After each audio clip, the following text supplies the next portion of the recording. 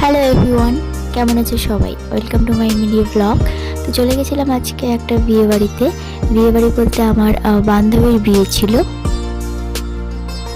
তো আমরা বসে এখানে একটু দেখছিলাম। তো আর এই যে এটা হলো আমার বান্ধবী সৌরভী, তো তারই বিয়ে ছিল। তো আমরা দেখছিলাম এখানে বসে। তো এই যে এটা হলো ওর মা।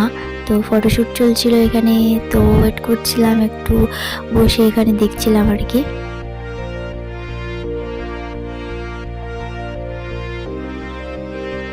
দেন চলে যাই সোজা খাওয়া দাওয়ার প্যান্ডেলে।